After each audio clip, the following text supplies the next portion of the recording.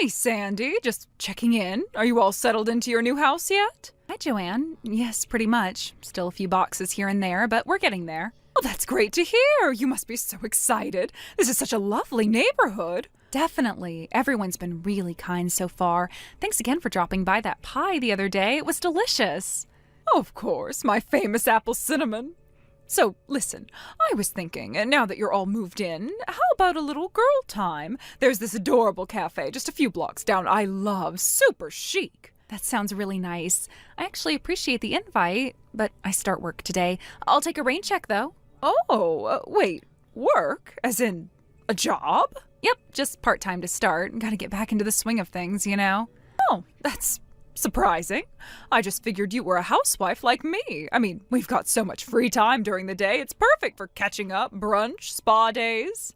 I wish, but yeah, I wanted to get back into working. It's something I've been planning for a while. Ah, I see now. So your husband must not be pulling in much, huh? Oh, that's rough.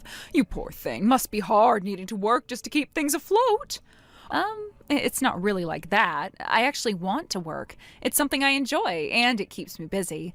Plus, a little extra income never hurts. Oh, honey, don't be shy about it. We all make do. My Derek's got a great salary, so I've never had to lift a finger. He says a well-rested wife is a happy wife. That's nice. Everyone's got their own way of doing things, I guess. Still, I can't imagine clocking in while your man's out doing the same. That sounds exhausting. You'll be so wiped by dinner, poor thing. I think I'll manage. I'm actually kind of excited to get started. Well, you're a trooper. I'll give you that. Meanwhile, I will be heading to that cute little cafe I mentioned. Probably sipping on a lavender latte, catching up on my podcasts. Doesn't that sound divine? Sounds lovely. Enjoy your day, Joanne. Oh, I will, sweetie. You try not to overdo it at work, okay? Don't let those heels blister.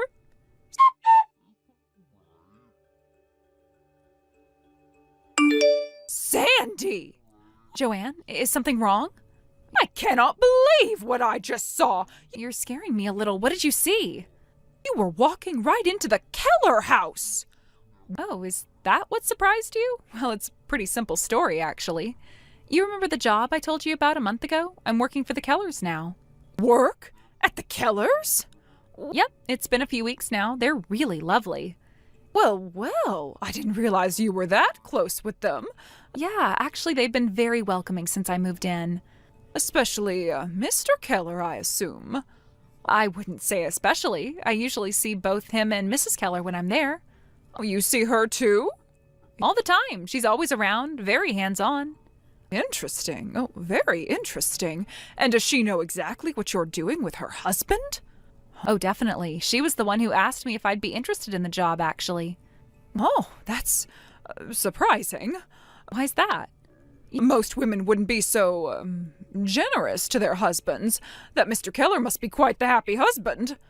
Yeah, Mrs. Keller is a regular saint, for real. She cares more about her husband than anyone else I've met.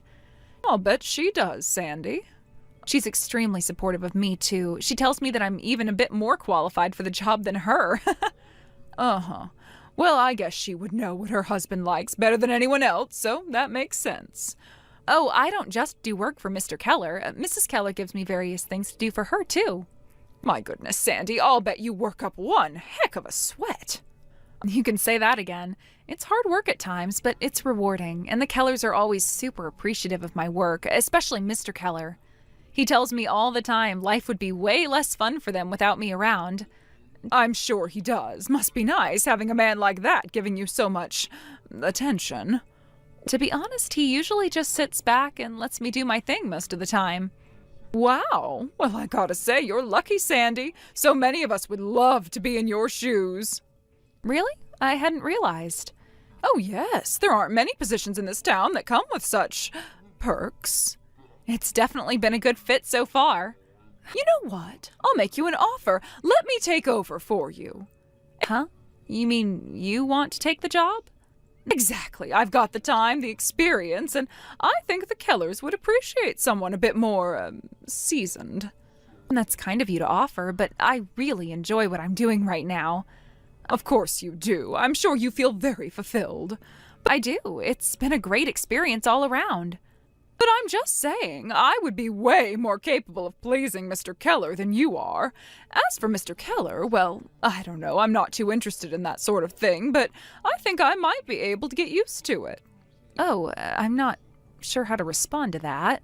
You could respond by realizing that you're outclassed and letting the more capable and willing woman take the job. I have a contract with them and everything, though. It's not exactly something I can just hand over to you. Then you should have told me about this before you took the job. If you had said one word to me about this, I would have jumped at the opportunity. Well, I didn't know you were interested, and you seemed like you were pretty happy being a housewife, so... It's just selfish, Sandy, honestly. Selfish? I don't understand. You act so modest, but you're clinging to that job like it's your lifeline. I'm sorry if it seems that way. I really don't mean to come off that way. You moved in here like some quiet little thing, but now you're throwing your weight around like you own the neighborhood. I haven't tried to do anything like that. I just keep to myself and go to work. That's all. Maybe you think that's all, but people notice things, Sandy. People talk. I guess I didn't realize anyone was paying that much attention to me. Maybe you should start realizing it, and maybe you should think long and hard about whether it's worth making enemies so early in your time here. Enemies? I really hope that's not how this has come across. I was just answering your questions. You can't hide anything from me, Sandy. I know exactly what you're doing. You're trying to hog Mr. Keller all to yourself. Well, guess what? This is officially war, Sandy. I'm gonna take that job from you one way or another.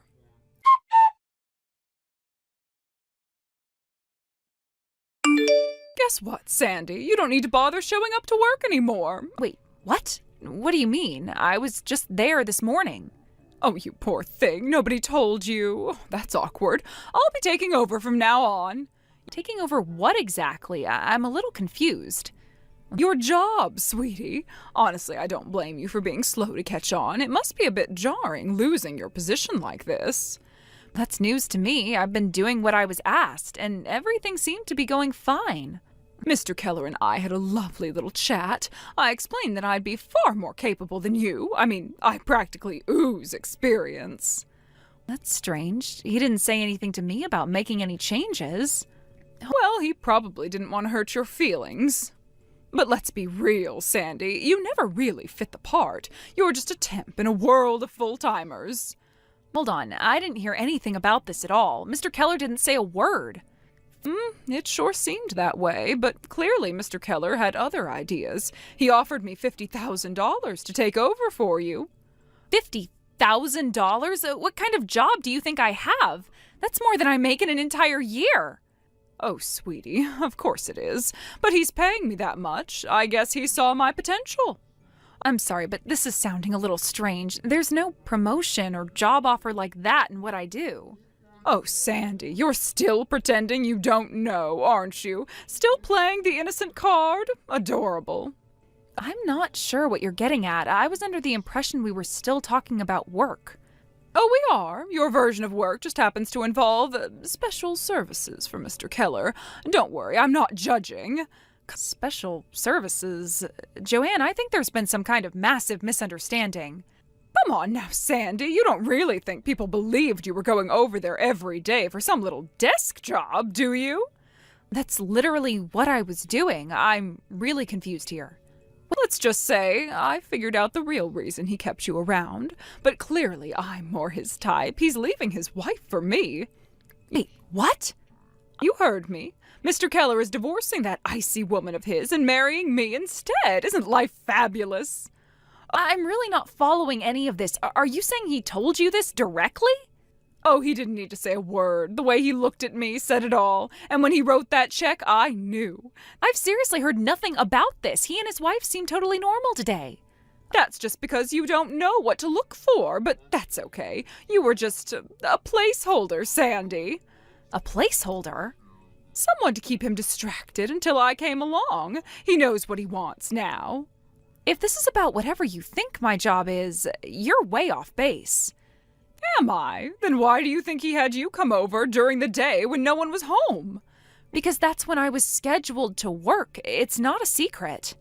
Right. Well, not anymore. You can go back to whatever little side gig you had before because your services won't be needed. I still don't understand why you think this is your job now. Because I'm the one he wants. I'm the one he's keeping. He doesn't need what did you call yourself? An assistant? Oh, please. That's not even my title, but it sounds like you're pretty convinced. Oh, I'm more than convinced. I've been upgraded. I'm not just taking your job, I'm getting a promotion. A promotion? Again, that's not really how it works. Of course it is. Mr. Keller understands value, and let's face it, when he compares me to you, there's really no competition. If you say so. Oh, don't look so down. I'm sure there's a perfectly good grocery store somewhere that's hiring. I'm not sure what you think I've been doing all this time, but that's not it. Doesn't matter now. You're out, and soon I'll be living in that big fancy house with him. You're really convinced about this, huh? Conviction isn't necessary when facts are involved, and the fact is, he no longer needs a sex therapist like you. He has me now. Wait a second. What? A sex therapist? Joanne, I'm just their maid. Excuse me? I'm just the maid, Joanne, that's all. You're just the maid? That's right. Why? Is something the matter? Wait, no. Oh, that can't be it. That's not the kind of role Brian hired you for. Oh, Mr. Keller didn't hire me directly, actually. Mrs. Keller put in a request to the agency just before I signed up. We got matched the same day. It's been a really great fit. What do you mean Mrs. Keller requested you? She contacted the maid service. I was assigned to the household. Nothing mysterious about it. So you're not, offering special services or something? Special? No, I think you might be watching too many soap operas, Joanne. I'm just a maid. I dust shelves and clean floors. Oh, that doesn't make sense. He said he fired you and gave me your job. I was literally just there today. I restocked the kitchen and vacuumed the den. He didn't say anything about that? He said I was taking over, that I was getting a promotion, that I was going to be his personal in-house support. Support? Wait, what exactly did he tell you? He said he was finally free to be with the woman he really wanted, and that I was replacing you. Oh, Joanne, I think you've been very seriously misled. So you're not sleeping with him? Absolutely not! I am genuinely disturbed you thought that. But there's no way that I could sleep with him in the first place. He's bedridden. Bedridden? Yes, Mr. Keller had surgery a few months back. He can't leave his room. That's why Mrs. Keller needed help keeping the house in order. I take care of the cooking and cleaning while she takes care of Mr. Keller. Then who was I with? I've been meaning to ask you about that, actually. You said Brian told you all this? Yes, Brian Keller. Yeah, Brian Keller. You thought he was the Mr. Keller? Isn't he? No. Brian is their son. He's not the one I work for. What? The elder Mr. Keller is Brian's father. He's the one who owns the house, and he's the one who's bedridden. Brian doesn't even live there. He was just staying for a few days while he looked for an apartment. Oh, that can't be right. It is, though. I've met Brian a few times in passing. The family really doesn't talk about him much. Why not? Well, from what I understand, he's not exactly stable, doesn't hold down jobs, has a bit of a record, you know. He's a textbook ne'er-do-well. What kind of record? A criminal one. What other kind is there? As for what he's done, I didn't ask for the details, but Mrs. Keller wasn't thrilled he was back. Which brings me to my next question. How much did you say Brian gave you to be his sex therapist? $50,000? Why? That's funny, because that's the exact amount missing from the family safe. What? I'm having tea with Mrs. Keller right now. She was just telling me this morning that $50,000 disappeared. She's been beside herself. No! I think you've been scammed, Joanne. That can't be. Did Brian say where the money came from? He said it was a bonus from work. Joanne, Brian hasn't had a job in years. Oh, God. Oh, God. Yeah, Mrs. Keller already filed a police report. She also asked me to let you know she expects the money back immediately. I don't have it anymore. What? You spent it already? I didn't think I'd need to give it back. But it's only been a few weeks. How did you spend $50,000 so fast? I hired a divorce lawyer. That's some lawyer. He's the best in the city. My husband demanded a divorce as soon as he found out about Brian. Oh, wow. Well, you had to have seen that coming, but that can't have cost you all of that $50,000. I also bought some things. What kind of things? Oh, you know, some clothes and some shoes and some jewelry, just a few essentials. Essentials? I needed to look my best. Brian said we'd be going on lots of trips once he got the inheritance. Inheritance? Did he tell you he was inheriting something? Yes, he said his father was dying and leaving everything to him.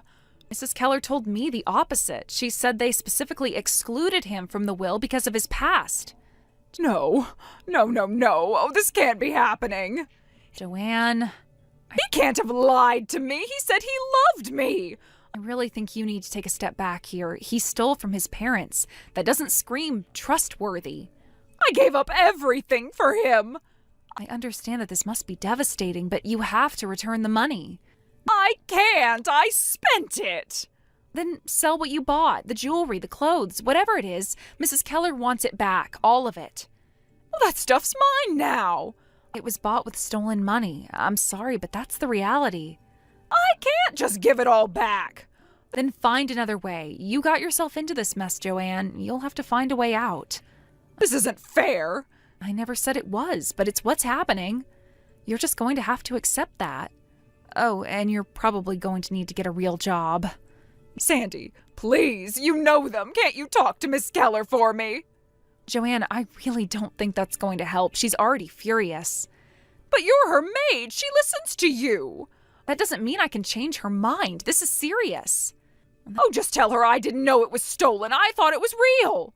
That might be true, but it doesn't change the fact that the money is gone. Please, I'm begging you. I have nothing left. Maybe you should have thought of that before spending $50,000 in 3 weeks. Sandy, I didn't mean for any of this to happen.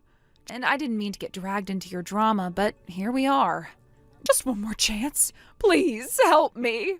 Joanne, I have tried being patient. I have tried being kind, but I'm not your therapist or your savior. I clean floors. That's it. But you're the only one who even responds to me anymore. There's probably a reason for that. I'm not a bad person. I just made one mistake. One very expensive, very reckless mistake, and now you want me to fix it. I'm done. Sandy, please don't leave me like this. I'm blocking you. Goodbye.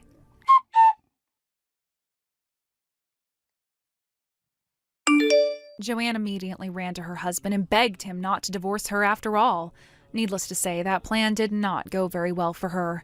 She then resigned to the fact that the only man she could possibly get to support her was Brian Keller, so she married him. That only made things for her go from bad to worse.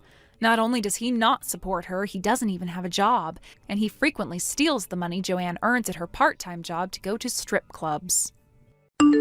Hey, Judith. I overheard something about you going on a trip. Where are you going, huh? Tell me. Are you going with your mom friends as well? Please, tell me right now. Good evening, Tiff. Are you talking about what we were discussing at the kindergarten bus stop? Yes, that's the one. I totally caught bits and pieces. You were talking with Amber and Maya, right? Ah, so you heard that. You're all going on a trip together, aren't you? Like a mom friends getaway?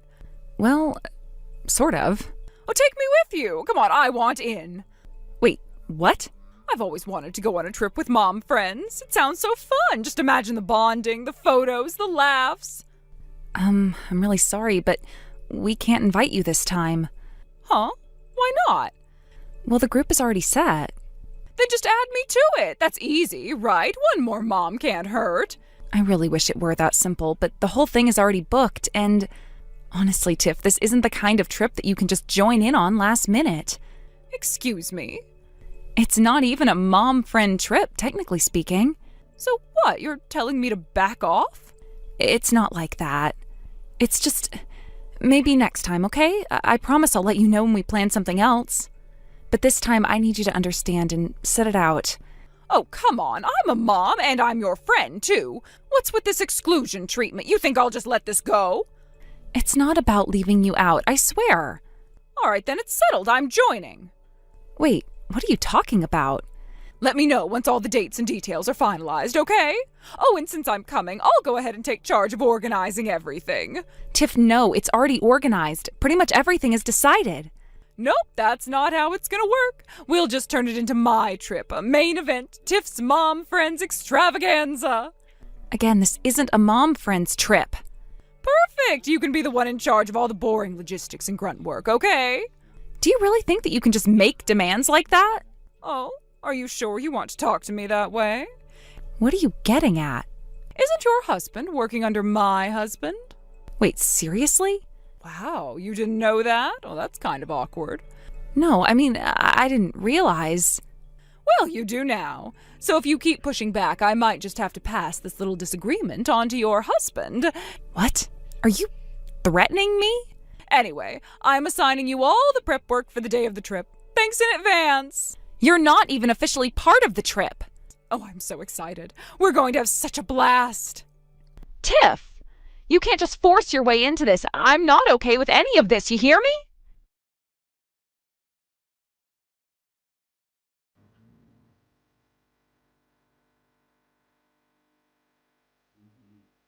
Judith, do you have a moment? Yeah, sure. What's up? I wanted to say I'm sorry. Wait, what happened? Why are you apologizing? It's about that thing we talked about the other day, the warning about Tiff. Right. What about it? Well, I just found out that my kid accidentally told Tiff's kid about our trip. You know, the dates, the inn, the whole thing. What? Apparently, while they were playing, Tiff's son snatched away one of his favorite toys and told him, "I'll only give it back if you tell me where your mom's going. If you don't, I'll use my super punch on you." So, he told him. He didn't really have a choice. Oh my God.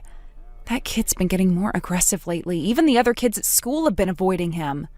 But honestly, let's be real. This was Tiff's doing. No way her kid came up with this idea on his own. I thought the same. I mean, I've heard other moms mention similar things happening. Unbelievable. What kind of mother uses her own child as an informant? I'm seriously so sorry. I didn't think anything like this would happen. No, don't apologize. This isn't your fault. But now we've got a bit of a problem on our hands. Yeah, I was hoping this wouldn't turn into a thing, but with Tiff, you just never know. She's done this kind of thing before, hasn't she? Oh, yeah. A while back, she tried to crash a neighbor's family trip. Just invited herself without asking. Total mess. No way. Are you serious? Yeah, the neighbor's family had to cancel their trip last minute because the husband got sick, but Tiff didn't get the memo. She and her whole family went all the way to the destination anyway, and when they found out the inn was canceled, she went ballistic. What? Yep, she accused them of lying, demanded they cover her travel costs, screamed at them in the hotel lobby, saying, "You tricked us." It was this huge public meltdown. Ugh, that sounds like classic Tiff. She's got this clingy, entitled personality that just won't quit. Honestly, this feels like some kind of petty revenge attempt, like she's trying to crash our trip now to make up for what happened then. Exactly. I wouldn't be surprised if she sees this as her revenge-free ride.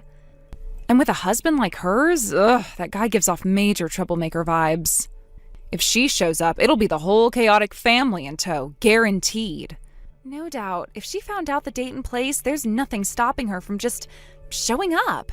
Then we need to take action. We can't let her just bulldoze her way into our plans. I was thinking the same. Maybe we should get Hiro involved too. She's good at handling people like Tiff. Definitely. Hiro has a way of shutting down nonsense without making a scene. We need her on our side. All right, I'll give Maya a call too. The three of us should meet later and come up with a plan. Sounds good. And hey, stop apologizing. Seriously. I feel bad though. If my son hadn't said anything... Don't blame yourself. Honestly, the real issue is that we weren't more careful. I'm the one who brought up the trip at the bus stop in the first place. I should have known better, especially with someone like Tiff always lurking around. Still, I should have reminded my kid not to talk about it. They're kids. They're not spies.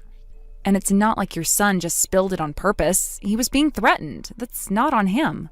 Thanks, Judith. I was kind of freaking out about this. I didn't know how you'd react. You did the right thing by telling me. That's what matters. We'll handle it. Let's regroup later and come up with something solid. Okay, I'll message Maya now and get back to you. Perfect. See you later then. All right, thanks again, and sorry. Stop it with the apologies already. Let's focus on not letting Tiff hijack our trip. We've earned this break. We're not giving it up without a fight.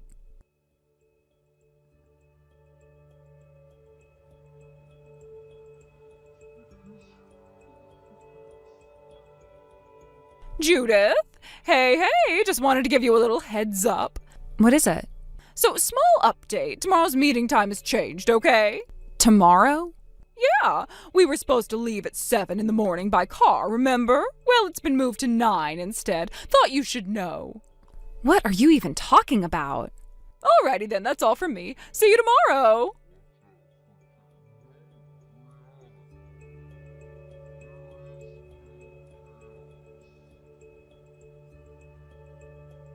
Judith? Hey, why didn't you show up at the meeting time? Good morning. What are you talking about? You know exactly what I'm talking about. The meeting time was 7 a.m., right? How could you mess that up and not show up? It is a bit ridiculous. And by the way, Amber and Maya aren't even here either. So I had no choice but to invite my relatives instead. You and your group don't need to come anymore. Huh? I had to scramble to get another car ready for the trip because of all this. Do you have any idea how much of a hassle it was? And guess what? You're going to pay for your share of the gas and transportation costs. So get ready for that. Wait, are you talking about how you changed it to 9 a.m. yesterday? Oh, no. After that conversation, I switched it right back to the original time. I thought I told you. Oh, it's kind of funny. I'm pretty sure I called you about it. So now, since you didn't show up on time, it's your fault, right? And now this trip is just going to be me, my family, and my relatives. We're going to have a great time. Bye-bye now.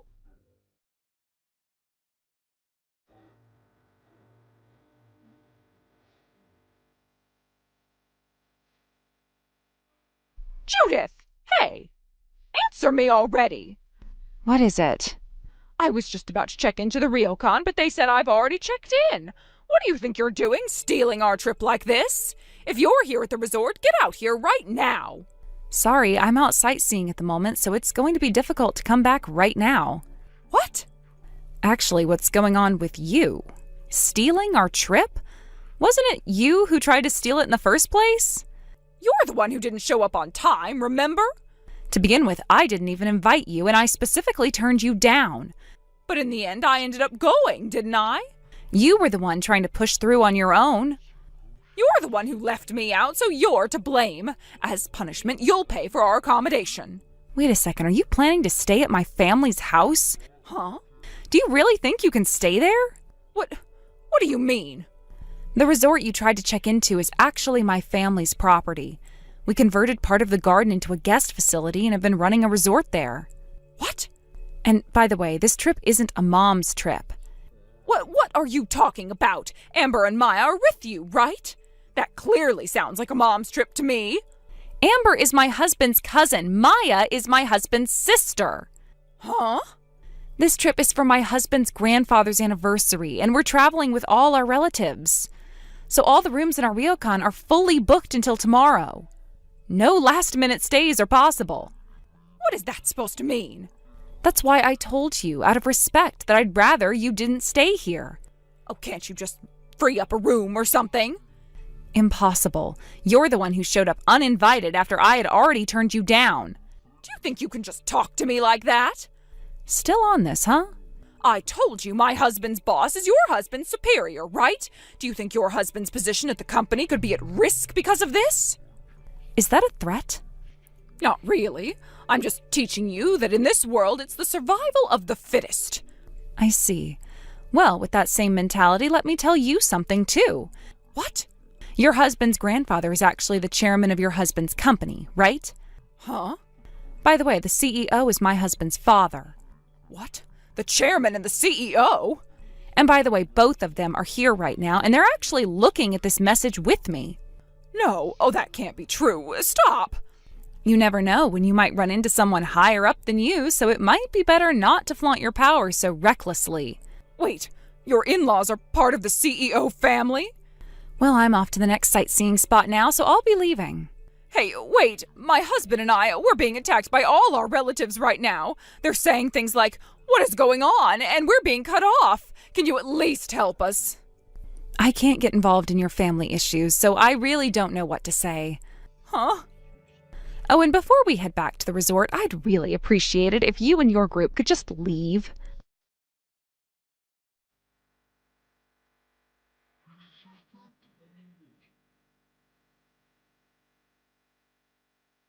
Let me clarify something up front. Just because my in-laws are connected to my friend's husband's employer, it doesn't mean that we could use his position or influence in any way to resolve the situation. This was not a case of using workplace status or authority to sway things in our favor.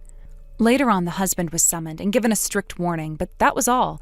It wasn't anything extreme or threatening, just a stern reminder about boundaries and what was considered acceptable. That was the extent of the intervention from his side. But to my surprise, it seemed to have an almost immediate effect. Tiff, who had been causing all kinds of trouble, suddenly became much quieter, almost as if she had learned her lesson.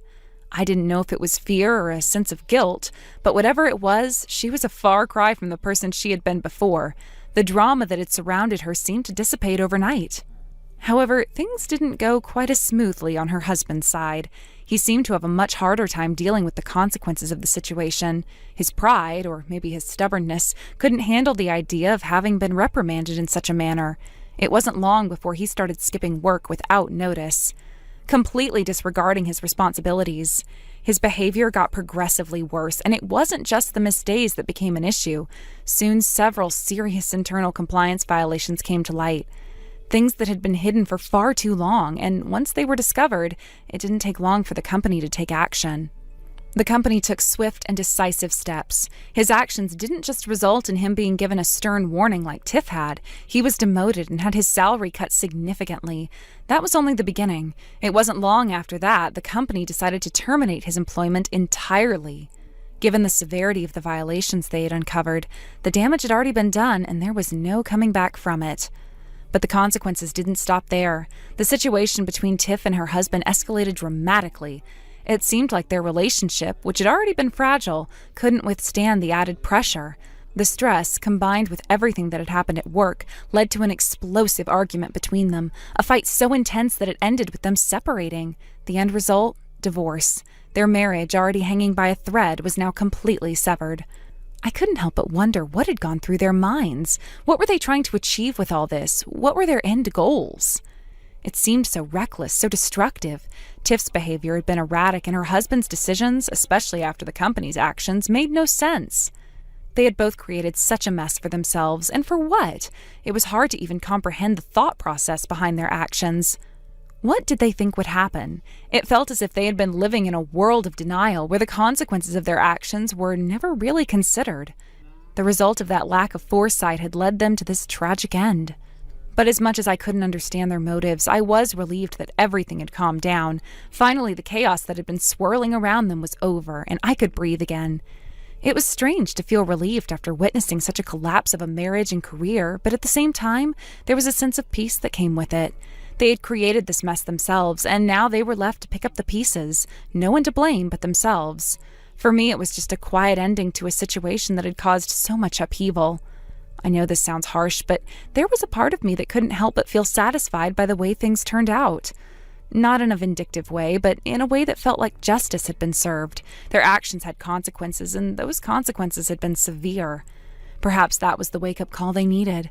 Perhaps after all of this, they would learn to think before they acted. But honestly, it was harsh to imagine them ever truly learning their mistakes.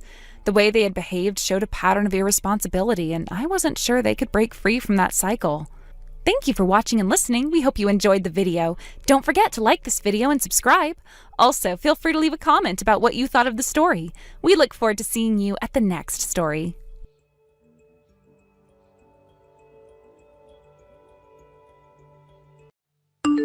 Jaden, good morning. You look even more handsome today. It's been 6 months since you joined the company, and honestly, every day feels like a treat just watching you work.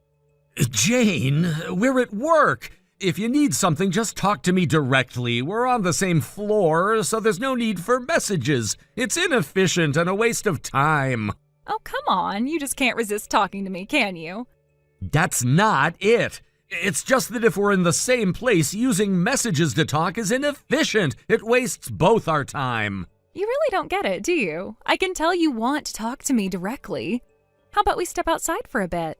This doesn't sound like it's about work. Huh? I'm stepping out for a bit, so I'll be gone for a while. Wait, what? You're going out now? But I thought you were doing office work today. I'm going on an outside visit. I'm going to meet with a new client with the sales manager. Your department is not involved, so I'm leaving now. Wait, hold on. That sales manager, you mean that woman, right? You'd rather go out with her than with me? Don't you think I should be the one you take out instead? Come on, Jaden. I know you're shy around me, but that's okay. You don't need to pretend. I'll make sure you compensate me for this later, don't worry.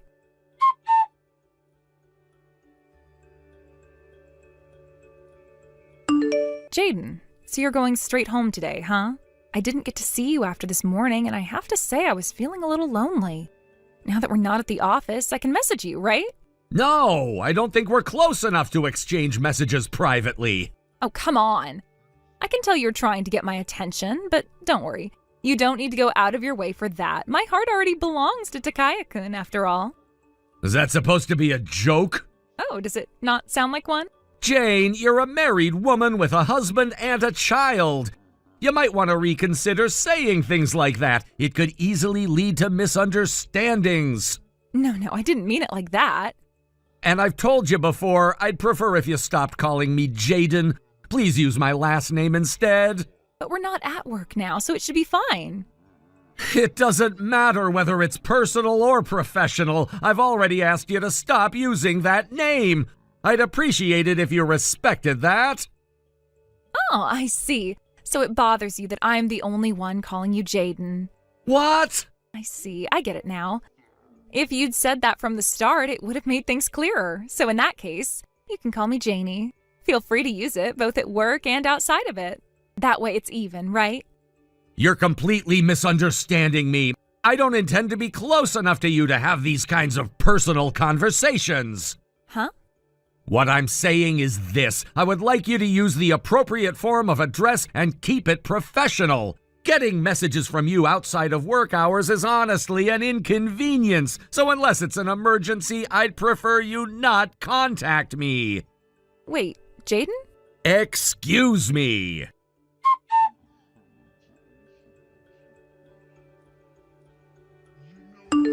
Jane, I've told you multiple times, stop messaging me. Oh, come on, just hear me out, okay? This is really big news. Jaden, I heard you're thinking about buying a house? And how is that your business? Well, aren't you just a new employee? I mean, isn't buying a house kind of difficult on your current salary? Again, none of this concerns you. Stay out of it. That's where you're wrong, because once you hear what I have to say, there's no way you'll keep saying that. Excuse me? I've decided I'm going to buy a house for you. What? Now do you understand how deep my love is for you? No, I really don't. And just to be clear, I'm going to buy a house on my own. I don't need or want anything from you. Oh, don't be shy. You don't have to be so modest with me. This has nothing to do with modesty. I'm serious. Don't involve yourself in my life. I just went to see a property earlier and I found the perfect one. I'm about to start the paperwork right now. Isn't that exciting?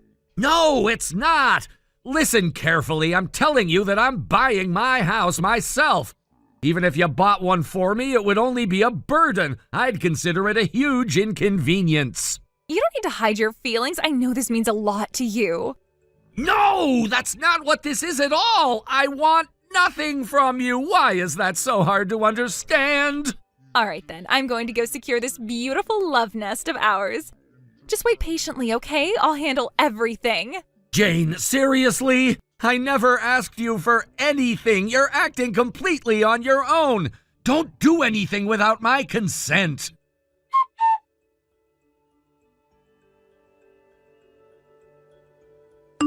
Jaden? I was planning to talk to you in person today, tell you everything face to face, but of course you weren't in the office. Out all day on business, huh? I didn't want to do this over text, but you've left me no choice. So, can I please come over to your place? Jane, please don't tell me. You didn't actually buy a place, did you? Of course I did. I bought you a high-rise condo, our new home, Jaden. A high-rise what? You know, the tower complex near S Station? The one with the fancy lobby and concierge and the panoramic city views. They had a 3-bedroom unit on the 23rd floor hit the market this morning, and I thought, this is fate. I called the realtor, went to the showing, and the moment I stepped inside, I knew. I knew it was meant for us. I didn't hesitate. Signed the papers right then and there. You can't be serious. Oh, but I am. You were looking for a new place, weren't you? I heard all about it.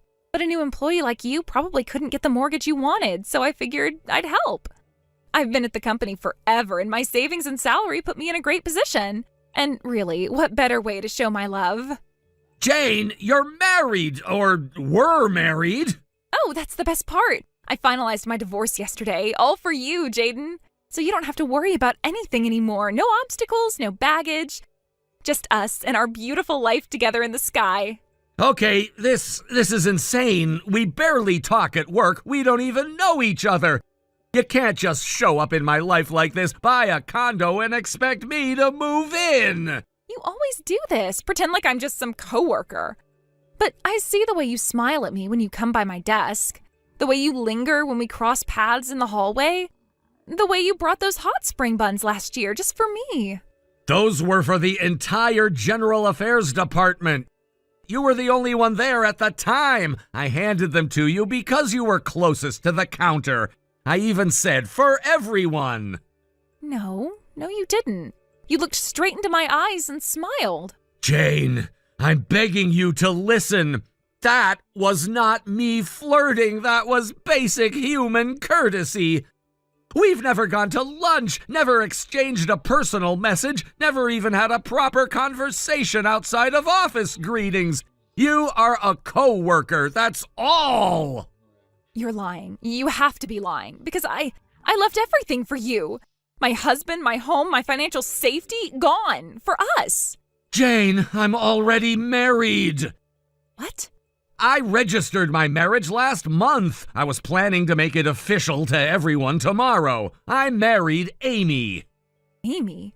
That child from marketing? Your new hire? She's not a child. She's my age. We've been together since high school. No, you're making this up. You're trying to drive me away. No, I'm being painfully honest. You two-timed us. You led me on while sneaking around with her. We were never a thing, Jane. There was never an us. I've told you so many times, I'm not interested, and I never was. But you came to General Affairs every day. To pick up mail, because that's literally my job as the new guy in sales. It's been the policy for years. But what about... No more whatabouts. You imagined a relationship that didn't exist. You bought a condo based on pure delusion, and you want me to live in it like it's some fairy tale ending? It's not happening.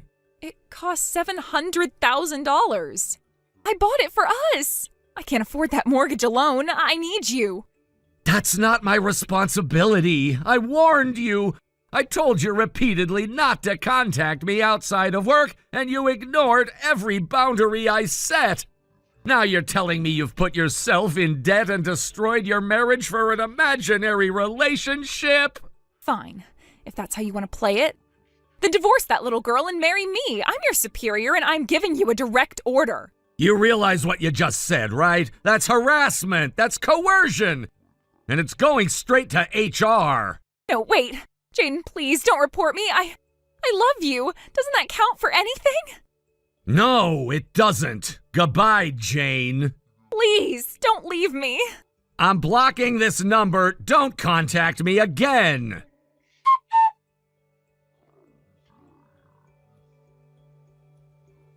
The very next day, I reported everything to the company. I didn't waste time. I didn't sugarcoat it.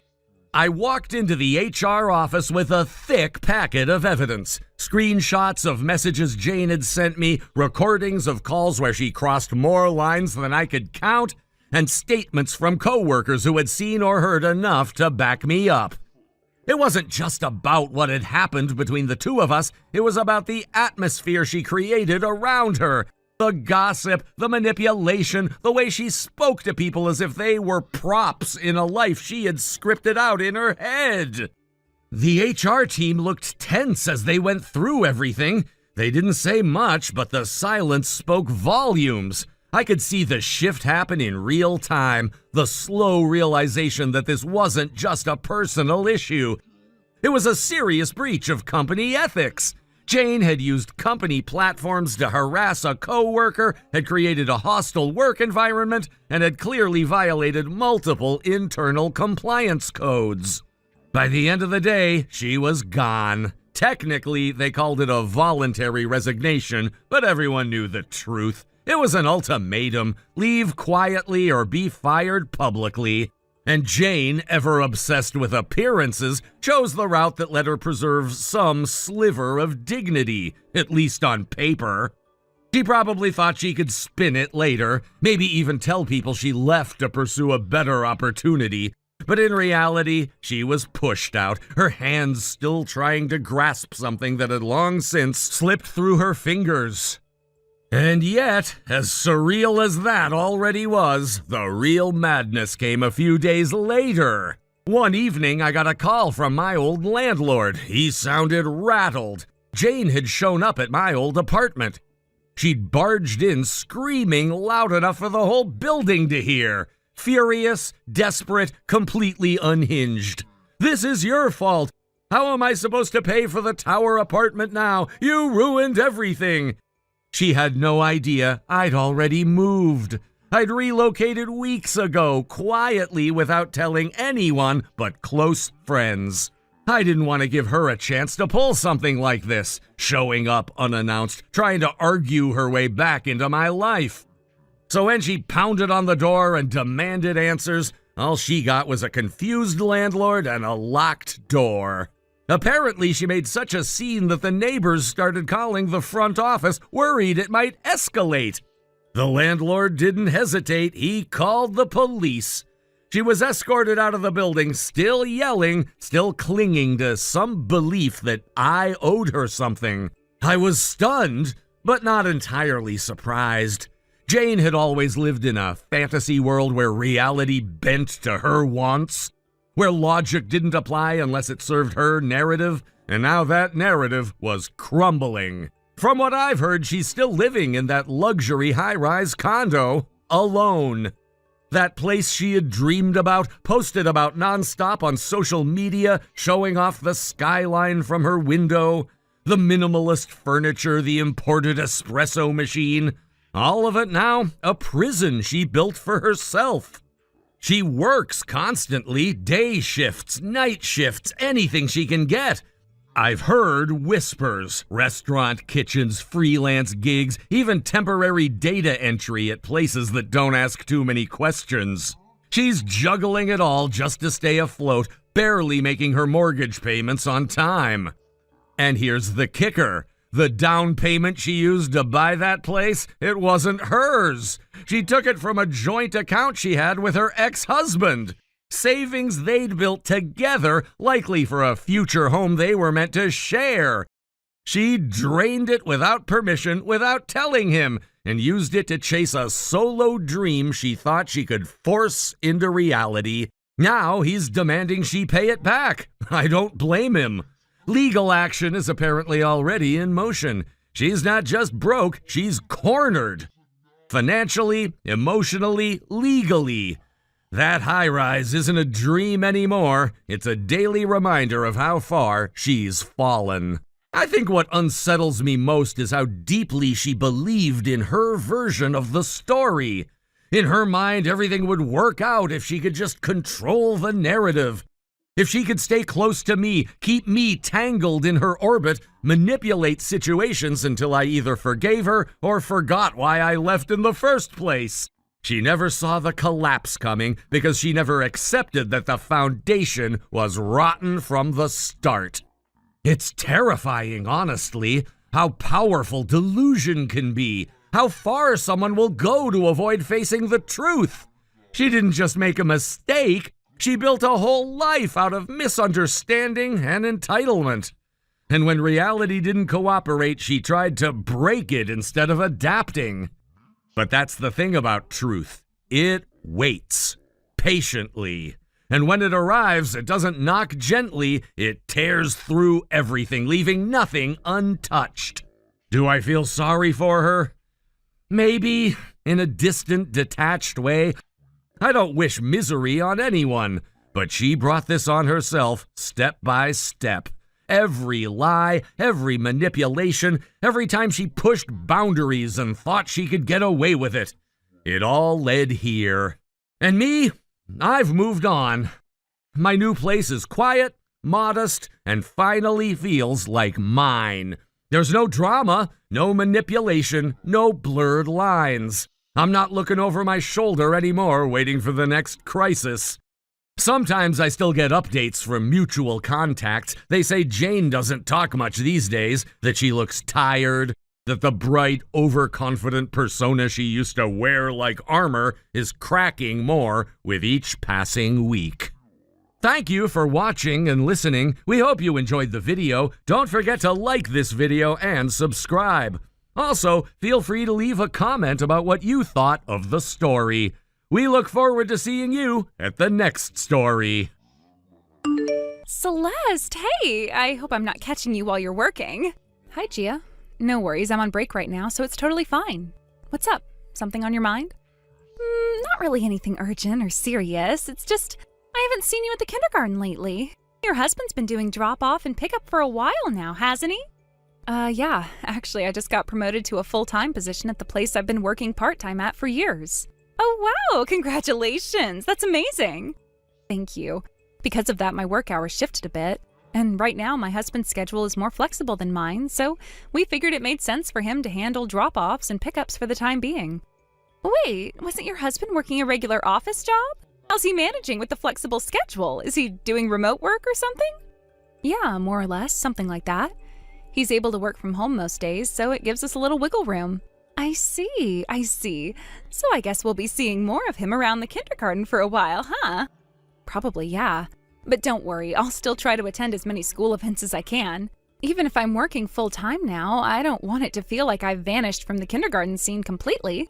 I still want to be present, especially for the big moments. That's really good to hear. Honestly, I was a little worried. It's easy to drift away when work gets busier, but it's nice that you're thinking ahead about all that. Yeah, I've been reminding myself that this phase of our kids' lives is so short. Work is important, sure, but I don't want to look back and realize I missed out on everything just because I got caught up in a job title. Finding the right balance is tricky, but I'm trying. Well, it really sounds like you've got your priorities straight. It's not easy trying to juggle it all. Tell me about it. Some days feel like a never-ending checklist. And even with my husband helping out more, it's still a lot. But at least we're working as a team. That makes such a difference, does it not? Having someone who steps in without making you feel guilty or judged. Exactly. We've had our fair share of disagreements, like any couple, but he really stepped up this time. I'm grateful. That's great to hear. Anyway, don't push yourself too hard, all right? I know going from part-time to full-time is a big change, physically and mentally. Thanks, Gia. I really appreciate that. I'll take it one step at a time, but for now, better get back to work before my break ends. All right, talk soon, and congrats again on the promotion. Thanks. Let's catch up properly sometime soon, yeah? Definitely. Take care. You too.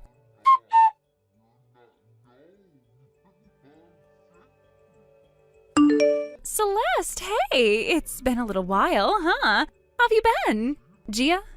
Yeah, it has. I've been meaning to reach out, but things got hectic. I'm sorry I disappeared for a bit.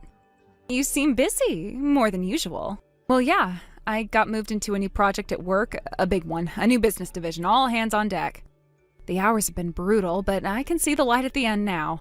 That sounds intense. It is. But I'm planning to be at the next kindergarten event, just so you know. Trying to keep things normal for Lily. Sure, not what I was really going to talk about, though. Oh? Actually, I need to say something. It's kind of a big deal. A bit awkward, too. What is it? So, I want your husband. Excuse me? I said, well, more like, I've already got him. Your husband, Bowen, he's with me now. Sorry, what? You heard me. I'm not saying it to be dramatic, I just figured you had the right to hear it straight from me instead of finding out some other way. You're telling me that you and Bowen are in a relationship? Yeah, emotionally, physically, the whole package. We're together now, Celeste. You must be joking. Do I look like I'm joking? This isn't some fantasy I made up, it happened. You remember when you went full-time at work, right? Back when Bowen started doing all the drop-offs and pickups at the kindergarten, that's when it started. I thought you two were just chatting and passing. It started like that. But when you're around someone enough, things evolve. We got closer. I tested the waters, and he didn't hesitate. Honestly, he fell into it so fast it was almost sad. And you're proud of this? I'm just being honest. He needed someone who saw him, who had time. You were always busy, always tired, always working. I was there, simple as that. You really think that justifies it? I'm not here to justify anything. I'm here to tell you the facts so we can move forward like adults. Wow, that's all you have to say? I'm not one to scream and throw things, Gia. Doesn't mean I'm not feeling something, I just don't show it like that. So you're totally calm while your husband cheats on you with someone you thought was a friend? No, I'm thinking, processing, and realizing how sad all this really is, for you especially. What's that supposed to mean? You're so excited to parade Bowen around like some prize you won, but do you even know who you just took? He's charming, smart, he treats me well. He treated me well too, at first. Until things stopped being convenient for him. Until I had goals, ambitions, things that didn't revolve around him. Sounds like you're bitter because I've got what you couldn't keep. No, Gia, I'm not bitter, I'm relieved. Excuse me? You've just freed me. I was bending myself backwards trying to hold a marriage together with a man who clearly had one foot out the door. Now I don't have to anymore. So what, you're just gonna hand him over? If he's willing to throw away our life for a few stolen afternoons, then yeah, let him go. You can have him. Wow. But let me ask you something. What about your husband? Oh, him? Please. He makes $35,000 a year and can't even change a light bulb without Googling it. I've been done for a while. Bowen was just the opportunity I needed. So you're trading one man in for another. Do you ever stop to think what kind of pattern that creates? Oh, please, don't get all righteous on me. I upgraded. End of story. Bowen's got time, money, and drive. He's a freelancer now. You knew that, right? That flexibility, it worked perfectly for us. So while I was working, you two were... Every afternoon you stayed late at the office, we were meeting up, making memories, falling in love. Right. I can see the wheels turning in your head, Celeste, trying to stay composed, but inside, you're breaking. It's okay, you can cry if you want. No, I won't give you that. Why not? You lost, I won. It's simple math. Funny, you really think you won something. But what you don't see is, now you're stuck with the same man who couldn't stay loyal for even 5 minutes. What happens when he gets bored of you, too? That won't happen. It will. Because men like Bowen don't stop looking. They just trade up, or what they think is up. Eventually, you'll just be another version of me. You're seriously pathetic. Maybe, but I know who I am. Do you? All right, enough. Let's not drag this out. Bowen's made his choice. You make yours. We can talk about divorce arrangements soon. I'll pay whatever compensation you want. Just don't try to cling to what's already broken. I'm not clinging to anything. You can have the broken pieces. I'm walking away with my dignity. Whatever helps you sleep at night.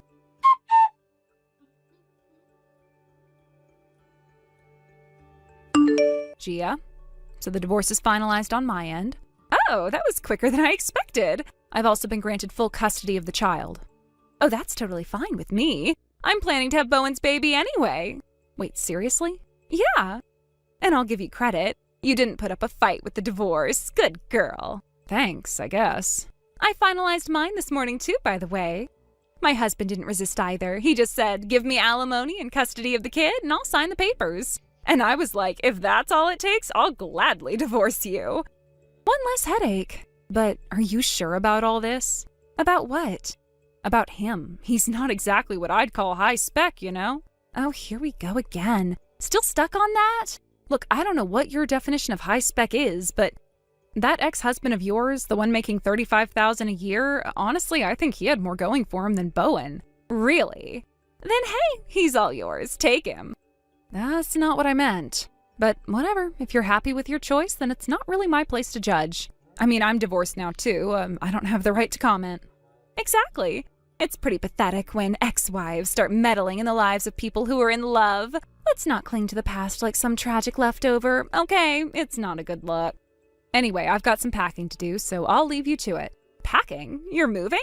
Yeah, I got a spot in the company apartment. Luckily, my kid won't have to transfer schools. Oh, I see. Makes sense, since the place you're living in now is under Bowen's name, right? Actually, it's under mine. Wait, what? Why? My uncle owns the building. I was renting the apartment through him from the beginning. You're kidding. Nope. And since my father is absolutely furious about everything that's happened, there's no way I'd transfer the lease to Bowen. He's not stepping foot in this apartment again. Wow, I didn't know it was like that. So yeah, Bowen's going to have to move in with you pretty soon. About that. The place I've been living in is under my ex-husband's name, so I'm actually the one who has to move out. Oh, I see. Well, in that case, you two can go find a new place together. Rent a place is a fresh start, and whatever works. No big deal. With Bowen, we can probably get any place we want. No need to worry, right? All right then, I'll take my leave. Okay. Bye-bye, loser ex-wife. Don't trip on your regrets on the way out.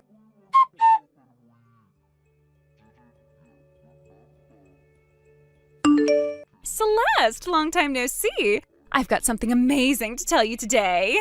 Come on, don't ignore me. Celeste, hello. What do you want? Honestly, I'm just surprised you had the guts to message me. That's bold, even for you. Oh, relax. I'm not here to fight or anything. I just wanted to share some good news. This won't take long. Fine, go ahead. Okay, ready for it? Bowen and I got married. We made it official this morning. I see. Congratulations. If that's all, then... Wait, don't go yet. There's one more thing. One huge thing. All right, what now? I'm pregnant. Yes, really. Bowen and I are having a baby. You're not serious. Of course I am. I mean, why wouldn't I be? With a husband like Bowen, smart, charming, ambitious, passing on those genes is the only logical choice. Right. This means I'm now living the dream, a luxury life married to a man who earns $240,000 a year. I mean, finally. I'm out of that broke girl phase for good. Wait, did you say $240,000? Yep, that's his annual income. Crazy, right? Who knew freelancing could pay that well? Compared to your ex with his sad little $35,000 salary, I've seriously upgraded. Hold on, he told you he made $20,000? Yeah, when I asked about income, he said $20,000. So, you know, $20,000 a month times 12 is $240,000 a year. Simple math. Oh, no. Wait, are you telling me... Yeah, he meant $20,000 a year, not monthly. What? He's only been freelancing for less than 2 years. No client base, no stable contracts. That's a beginner's income. Actually, since he started seeing you and slacking off at work, his income's probably dropped even lower. This year, he might not even break $10,000. No, that's not possible. What about the alimony? The $100,000 he paid us? There's no way a guy like that just had that kind of money lying around. Oh, he paid it all right. Every last cent. How? Let's see. According to the lawyer, he drained his entire savings from before you even met. Used what was left of his severance and paychecks, and the rest? Loans. He's in debt now. Deep, probably. Debt? As in actual, real-life debt? Mm-hmm. How much? I don't know. But I do know there's next to nothing left in his bank account. You might want to double-check before you start shopping for that baby crib. No way. So I destroyed someone's marriage for this? I left everything behind just to end up with some low-spec, broke man-child? Sounds like it. You know what? Maybe I should just cut my losses. Divorce him now, go back to my ex, and... Oh, didn't you hear? Your ex-husband remarried. Not long ago, actually. What? Yep, he called me personally. He's with a woman he met through work. Turns out she's the CEO of one of his company's client firms. Smart, independent, financially secure. You're lying. You have to be lying. Sorry, but it's the truth. He looked happy, too. Genuinely happy. Guess he landed himself a better deal. Why is this happening? He gets a powerful wife and a fresh start, and I'm stuck with a man who can't even afford a car? I thought I was upgrading. I deserved an upgrade. Well, you're the one who confused annual income with monthly. That miscalculation is on you. Shut up. Anyway, I should go. I've got a flight to catch. Flight? Where are you going? We're moving. My son's starting elementary school soon, and we've decided to go back to the countryside. My company has a branch office there, so they're transferring me. What? So you're just disappearing? Pretty much. There's no reason for us to stay in touch now, is there? Wait, please, just wait a second. I'll be blocking you after this. Take care of yourself, celebrity wife.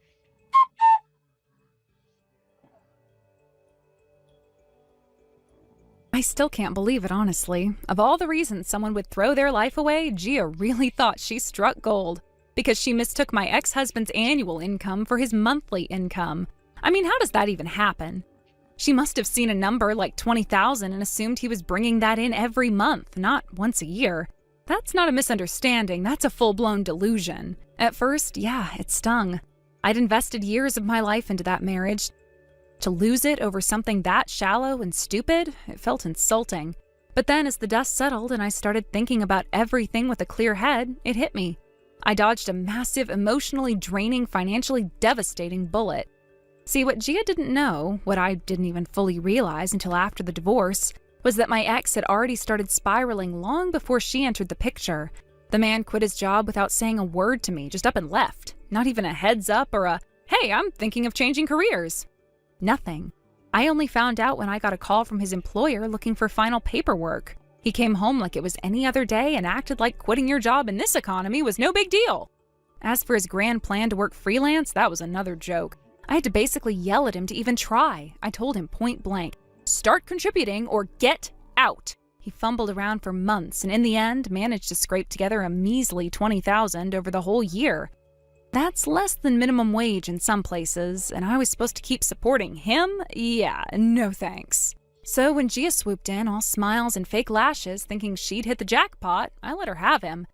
She thought she was winning some wealthy, mysterious freelancer living off passive income or some nonsense. Meanwhile, she was signing up for a lifetime of debt, stress, and disappointment. Be my guest. They didn't divorce, surprisingly. I guess they figured sticking together was easier than facing the embarrassment of admitting that they were wrong, but they were not happy, far from it. Turns out my ex-husband has a mountain of debt. And Gia, who thought she was cashing in, suddenly found herself drowning alongside him. They couldn't afford a decent place, so they moved into this rundown apartment that honestly looks like it should have been condemned 5 years ago. Peeling paint, broken fixtures, neighbors that keep their doors locked tight. It's not exactly the dream life she had in mind. They both work multiple jobs now, constantly switching shifts, covering for each other's breakdowns. No vacations, no weekends, no breathing room, just clock in, clock out, survive. And because neither of them can turn to their parents, Gia burned those bridges and his family was done with him years ago. They're completely alone in their misery. Best part? They hate each other now. Word got around that the constant money stress turned them against each other fast. The screaming matches were almost nightly. At first, the neighbors tried to ignore it, but then it got louder, uglier. Personal attacks, accusations, crying, slamming doors, broken dishes. Eventually, someone called the police, then someone else. It became a pattern. It all came to a head last month when the landlord issued a formal eviction notice. The building had had enough. Too many complaints, too many disturbances. They were told to leave, no negotiation. So now they're couch surfing, from what I heard. A friend here, a relative there, burning through goodwill faster than they can find new places to stay. Nobody wants to deal with the chaos. Thank you for watching and listening. We hope you enjoyed the video. Don't forget to like this video and subscribe. Also, feel free to leave a comment about what you thought of the story. We look forward to seeing you at the next story. Erica, good morning! Good morning, Tom. Oh, you're as beautiful as always. I assume this is not about work. It's a morning message to praise your beauty. I would like you to stop messaging me if it's not about work.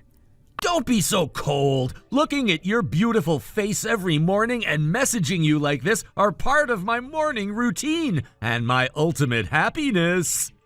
I have to get ready for work, so I'm going offline now. Oh, wait!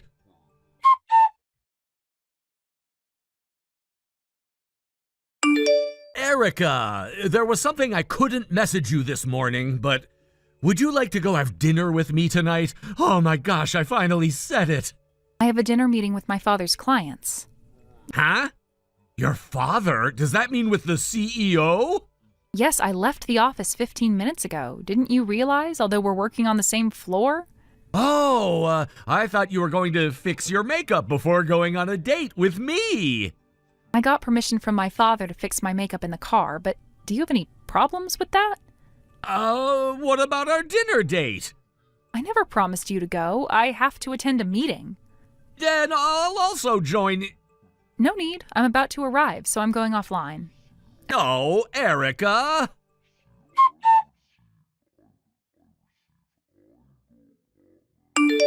Erica, you refused the other day, but I bet you're free today. Let's go get some lunch together. Our department has a lunch meeting today. Huh? We're casually going to discuss about launching our new products while we eat lunch. I'm sure our department head notified us yesterday to bring lunch boxes for lunch today. Oops. Don't tell me you forgot about it. I just remembered.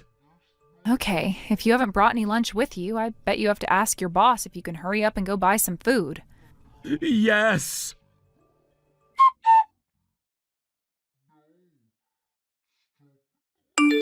Erica, can I talk to you for a moment? Hello, Minerva. You were messaging Tom, right? Huh? Don't think like you're better than me. What are you talking about? I know that you secretly message him. He does send me messages one-sidedly, but I never sent him messages first. First of all, we only talk about work. But it's true that you've been messaging him. Even if you are the daughter of the CEO who hired Tom, you have no right to do whatever you want about him. Stop doing what you want using your position. I've never done something you say I'm guilty of doing. And Minerva, you're also the CEO's daughter of one of our partner companies. You're right, but now you're working at our company using my father's connections. But aren't you planning to quit after finding someone to marry? yes, you're right, and Tom is the first in line. I'm never going to forgive you if you make a move on him. You don't have to worry about it. I have someone I've been dating for some time. Huh? You're dating Tom? No, I'm dating Chris, the head of the marketing department. Really? Yes, I'm actually getting ready to marry him. No way! I didn't know. I don't have eyes for anyone except Chris. There is a 0% chance of something happening between me and Tom. Oh, okay then. Make sure you keep this a secret and don't tell anyone in the office. We're planning to make it public after discussing it with my father and my boyfriend. Okay, well, it's pretty clear that you're no match with Tom. I hope you can stop acting suspiciously. It's so confusing. Be careful from now on. Okay, sorry. Root for me and Tom.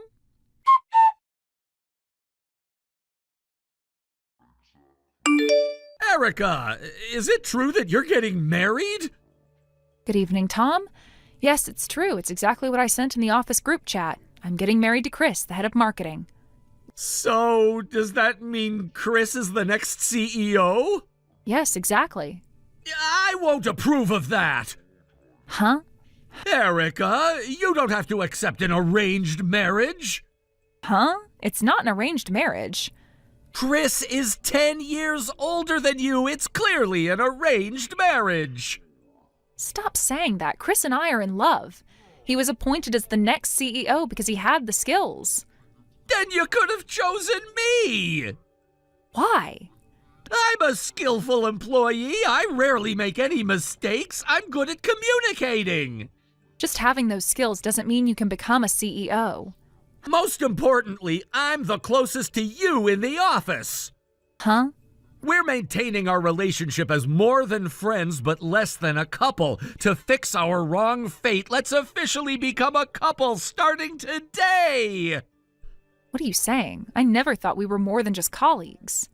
I know. Listen, I know it, Erica. What? You're struggling to express your true feelings in front of your father, the CEO, and your fiancé, Chris, who your parents chose for you. You're crying in pain, taking away your wings of freedom. I'll free you now. Are you saying that you're misunderstanding everything? I really feel nothing towards you. Actually, I was asking for help from my boss about the disgusting messages you've been sending me. Are you having a hard time because Chris sends you annoying messages? What?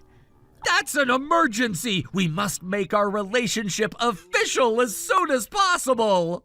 I'm talking about your disgusting messages. Huh? Please stop all this. Goodbye.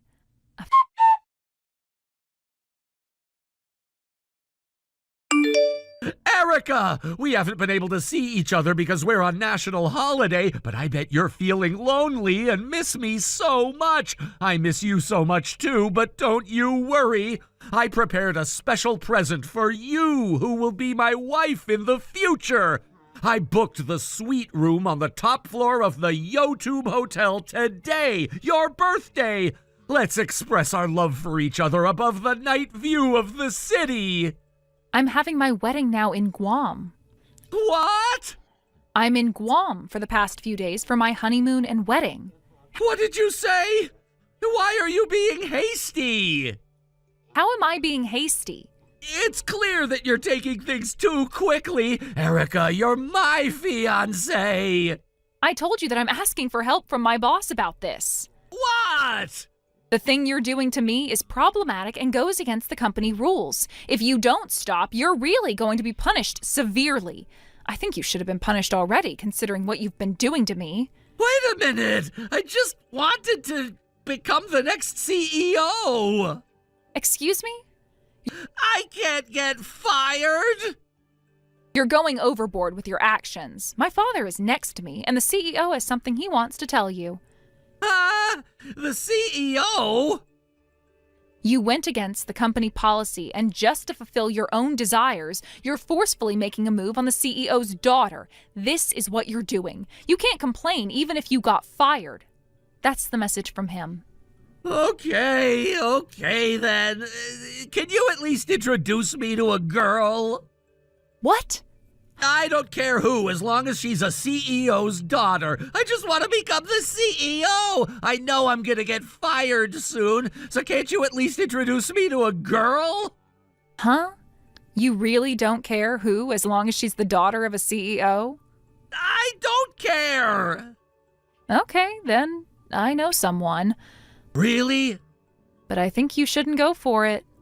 Okay, got it. I'm in the suite room on the top floor of the Yotube Hotel. Tell that girl to come here without telling me her name. Huh? Without telling you her name? I'll turn off the lights, and our love begins in mystery where we both don't know each other. Isn't it so romantic? Are you sure? Yes! If I can become the CEO, I don't care about the small details. Okay then. Wait a moment.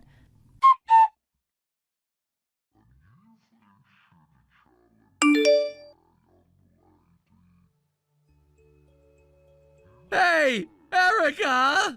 Why? What's wrong? I made love in the darkness with the CEO's daughter, who I don't know the name of. When I turned on the lights, why is Minerva here? She's nearly 20 years older than me. But she's the CEO's daughter. Huh? Everyone knows that she's been open about working at our company to look for her future husband. You're the first in line for Minerva's husband. What? Looks like both of you benefit from each other, so I introduced her to you. I'm happy for you. Congratulations. No! Even if she might be the daughter of a CEO, I didn't mean... I have plans after this. Goodbye.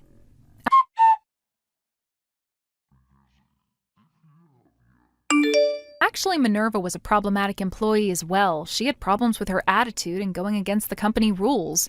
So if she wasn't the daughter of the CEO, who was one of our business partners, she would have been fired so quickly. In the midst of that, this all happened.